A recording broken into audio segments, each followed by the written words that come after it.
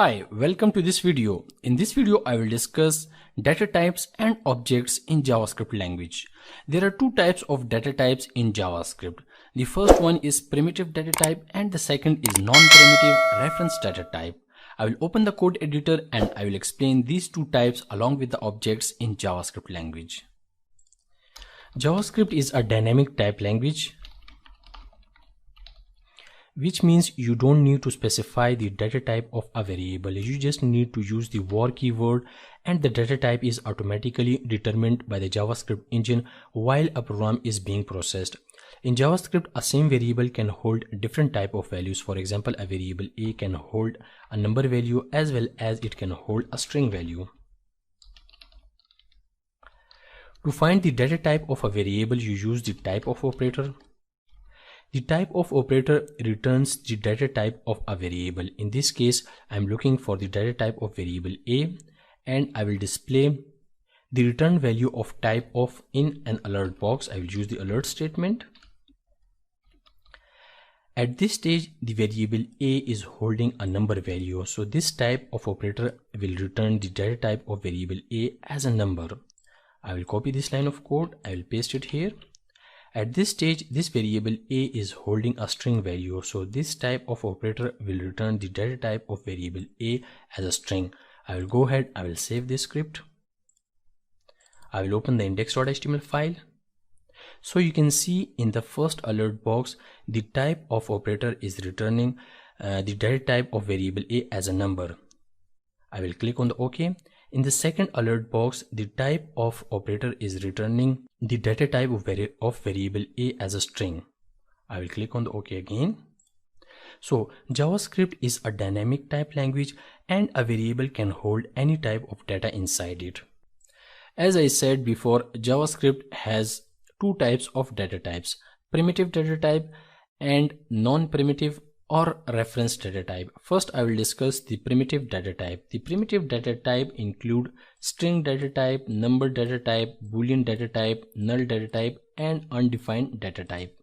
The string data type represents a sequence of characters. A number data type represents numerical values, and a boolean data type represents a value either true or false, and a null data type represents no value at all. And undefined data type represents a value is not yet defined. So these are the primitive data types and you can use the type of operator to check the data type of these variables. I will use the type of operator and I will check the data type of variable b. As you can see, the variable b is holding a true value, which is a boolean data type. So this type of operator will return the data type of variable b as boolean. I will use the alert statement to display the return data type. I will comment out these two lines because I don't need them. I will go ahead, I will save this script. I'll refresh the page so you can see the type of operator returns the data type of variable b as a boolean. So these are the primitive data types and primitive data types have value inside them. You can see that these variables are holding values. So these are the primitive data types. Next, I will discuss non-primitive or reference data type in JavaScript. In JavaScript, non-primitive or reference data types are objects. Anything that doesn't belong to these 5 primitive data types is considered an object. Non-primitive data types have reference. Non-primitive or reference data type include object, array, regular expression, function, and date. The object represents an instance of an object, and through this instance, the properties of an object are accessed. The array represents group of similar value. The regular expression represents a regular expression which is used for searching purposes, and the function represents the function, and the date represents the date. You can use the type of operator to check the data type of these variables. I will use the type of operator and I will check the data type of books. As you can see, the books variable is holding an array data type and which is object data type. So this type of operator will return the data type as object. I will use the alert statement.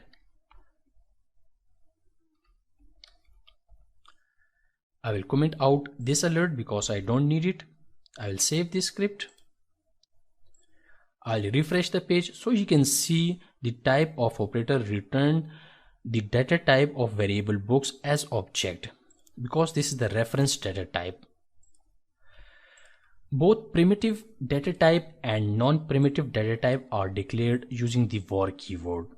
And these are the object constructors, and the new keyword is used to create these object constructors and it create a reference. So these are the non-primitive data types. The first three primitive data types, string, number and boolean, have their corresponding object constructors. Let me show you the corresponding object constructor for these first three primitive data types.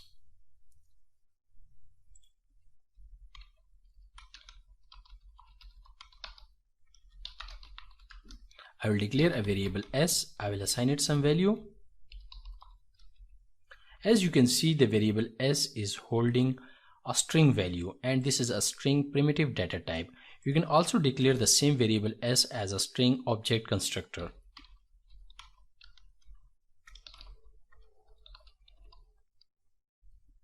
I will declare the variable s again, but this time I will use the new keyword and capital S string, and inside these parentheses I will write the string. This is the corresponding string object constructor. Conceptually, these are two different data types. This is a string data type and this is an object data type. You can use the type of operator to check the data type of a variable. I'll check the type of variable s at this stage.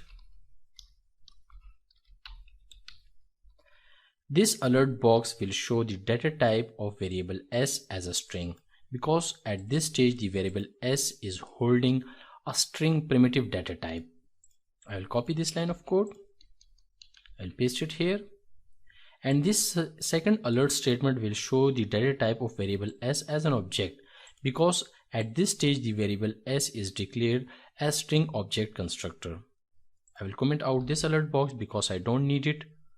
I'll save this script and I'll refresh the page so you can see the first alert box is showing the data type as a string and the second alert box is showing the data type of variable s as an object.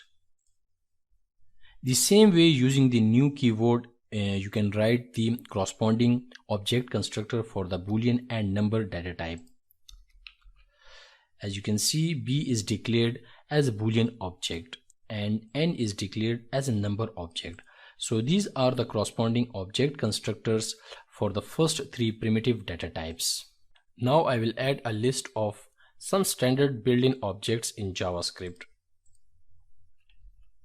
This is a list of some built-in object constructors in JavaScript. As you can see, object as an object, string as an object, the number as an object, the boolean as an object, the array as an object, the regular expression as an object, the function as an object, and date as an object.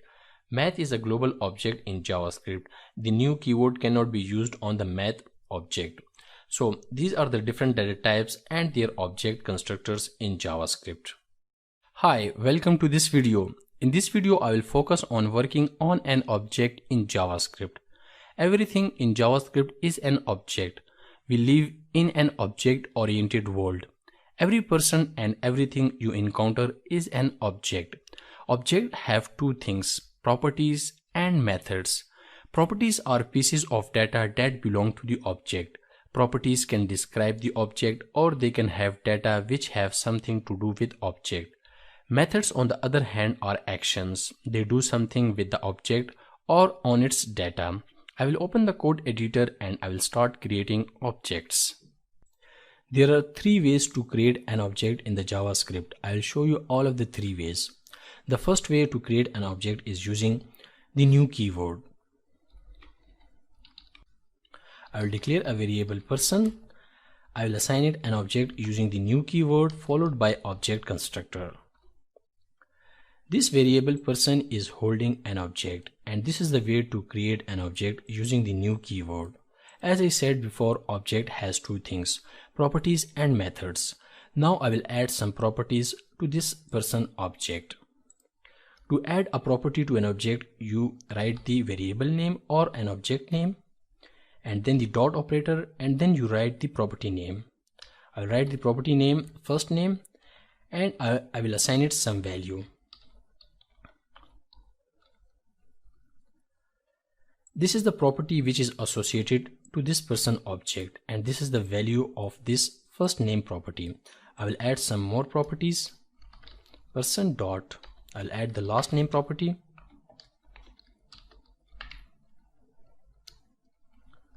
I will add the age property.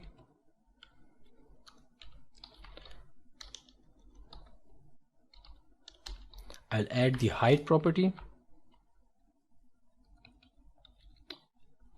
And I will add the full name property. For the full name, I will assign it a method. Methods are stored in properties as a function definition. Now I'll write the function definition for this method. And this method will perform some action which is to return the full name of this person object. I will use the return statement, and inside that I'll write the person dot first name plus concatenation operator. I will add some space between first name and last name, and then I will access the person dot last name. This method will return the full name of this person object. Now I will access these properties of this person object. To access the property of an object, you write the object name. In this case, the object name is person, then the dot operator, and then you write the property name. I will want to access the first name, so I will write the first name. I will show you the first name inside an alert box. There is an alternate way to access the property of an object is using the brackets. You write the object name, then the brackets, and inside these brackets you write the property name. I will access the age property. I'll go ahead, I'll save this script. I'll open the index.html file. So you can see the first alert box is showing the first name, and the second alert box is showing the age of the person. Now I will access the method full name of this person object. I will show you the full name inside an alert box. I'll write the object name person dot, then the property name, full name, and then the invoke operator. This will access this method, and this method will return the full name of this person object. I'll save this script again. I'll refresh this page. This is the first name, this is the age, and this is the full name returned by the method of person object, which is full name. Objects are variable too, but objects can contain many values. A JavaScript object is a collection of name and values. Now you might be thinking that what is the difference between function and method? A function is a piece of code that is called by name. But a method is also a piece of code that is called by name, but method is associated with an object and it performs some action on an object. This above method has some limitation. You can create only a single object using this way. So this was the way to create an object using the new keyword. The second way to create an object is using an object constructor. Now I will show you how you can create an object using an object constructor. To create an object using an object constructor, you make use of functions. I'll write the function keyword, and then I'll write the object constructor name, which is person, and then I will add some parameters to this function or to this object constructor. I will add f name for the first name, l name for the last name, age for the age, and hg for the height. And inside these curly braces, you can add properties to this object constructor. To add a property to an object constructor, you write this keyword. This keyword means this object itself or this current object itself, and then you write the property name. I'll write the property name first name. I will assign it a value of f name, which is the parameter, and the same way I will add the last name. I will assign a value of l name. I will add age property. I will assign a value of age parameter. I will add height property. I will assign it a value hg parameter. I will add a property full name, and I will assign this property a function definition. And this will become the method for this object constructor. And this method will return the full name for this object constructor. I will use this dot first name to access the first name property for this object constructor. I will add a space between first name and last name. And the same way I will use this keyword to access the last name property.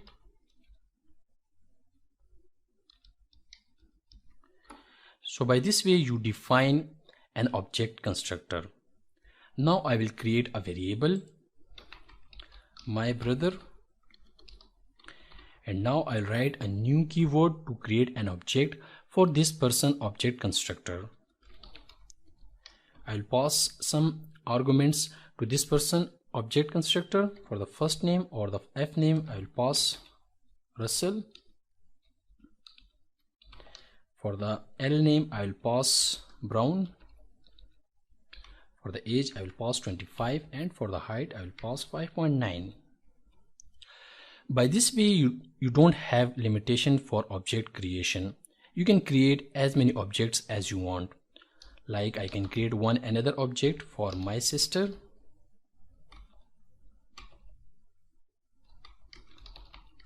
I'll pass arguments for the my sister object.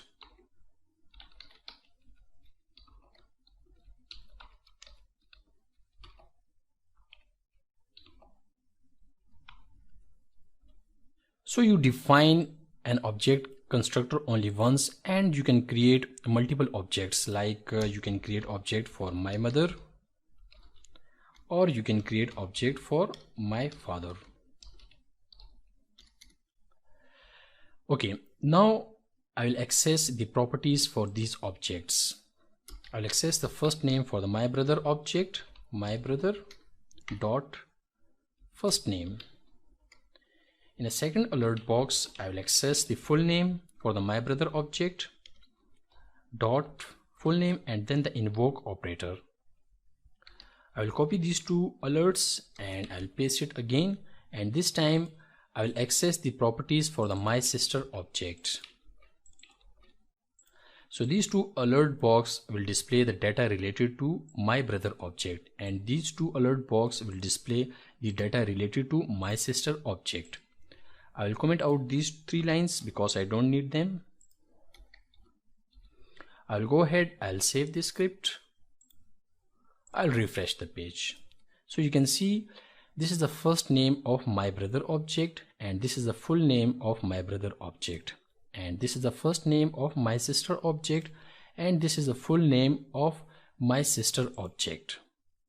So by this way you define an object constructor only once, and you can create as many objects as you want. So this is the way to create an object using an object constructor. The third way to create an object is by using an object literal. This is the easiest way to create an object in the JavaScript. Now I will show you how you can create an object using an object literal. I will declare a variable person, and then I will write the opening and closing curly brace, and then a semicolon after the closing curly brace. You add properties inside these curly braces separated by a comma. I will add some properties inside these curly braces. I will add the first name property, and then you write colon, and after that you write the value for this property. In this case, the properties are written as name and value pair. Name and value is separated by a colon. I'll add the last name property.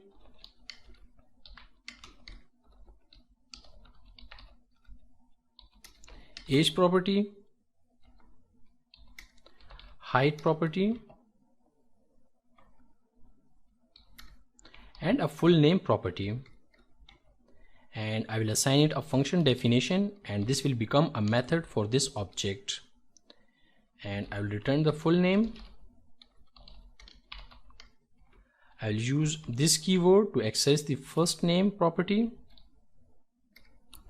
I will add some space between first name and last name, and again I will use this keyword to access the last name property.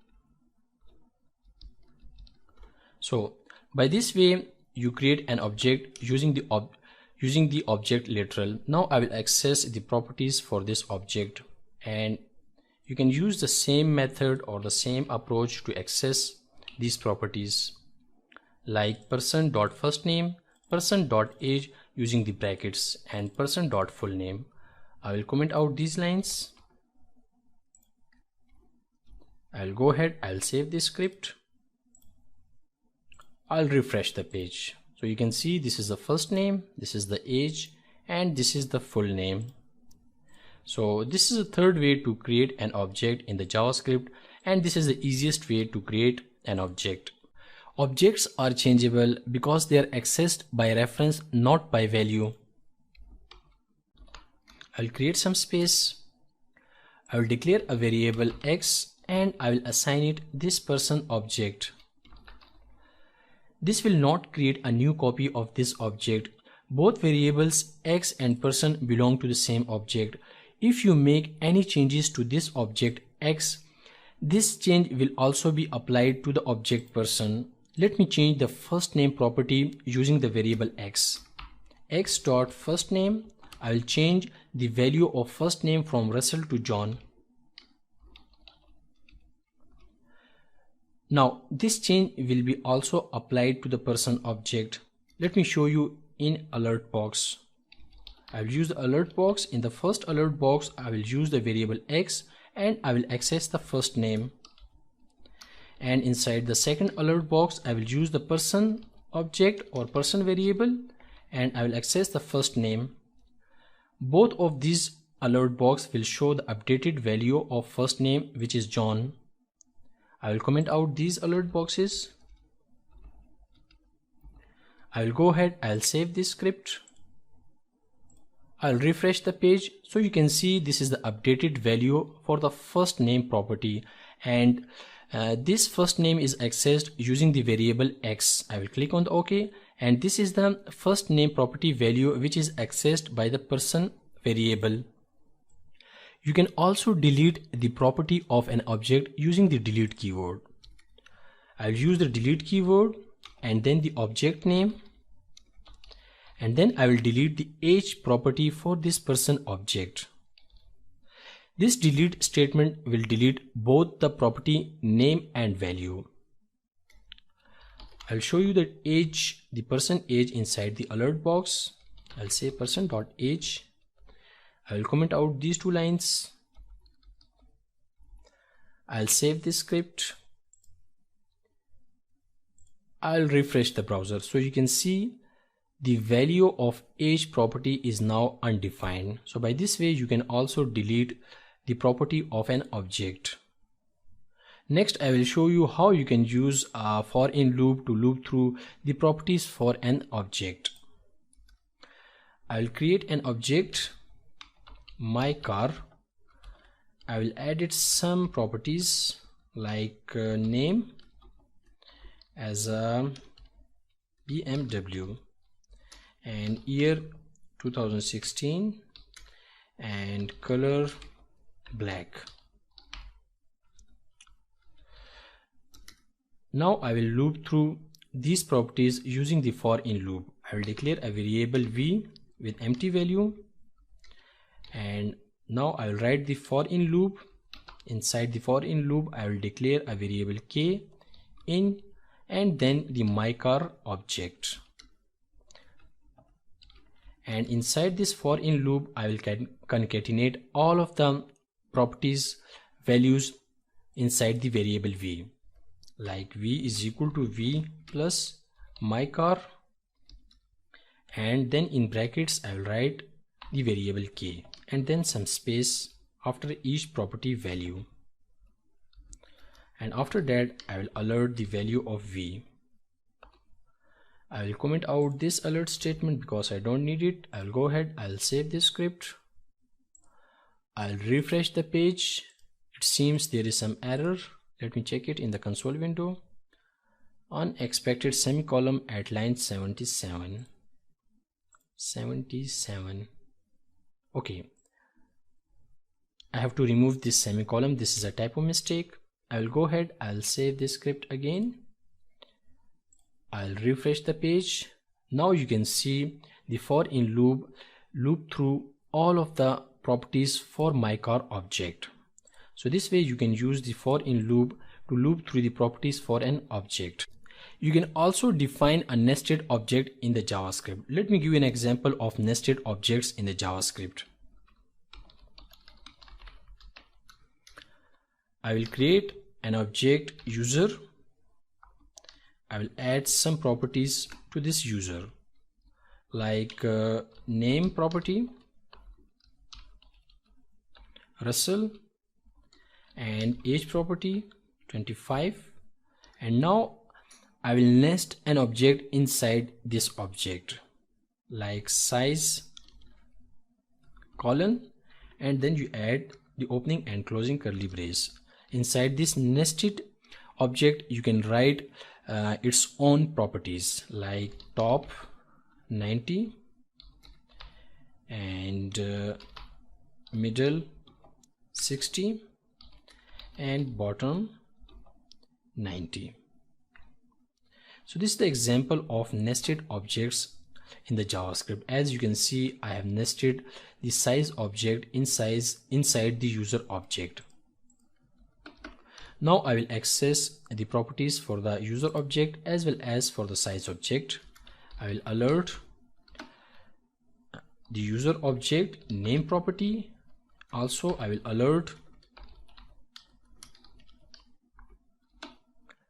user.size, the nested object, and the property top for the nested object. I will comment out this alert statement. I'll save this script. I'll refresh the page, so you can see this is the first name, sorry, not the first name, the name property for the user object, and this is the top property for the nested or inner object. So you can also nest objects in the JavaScript. So in this video I covered a lot of things about object in JavaScript.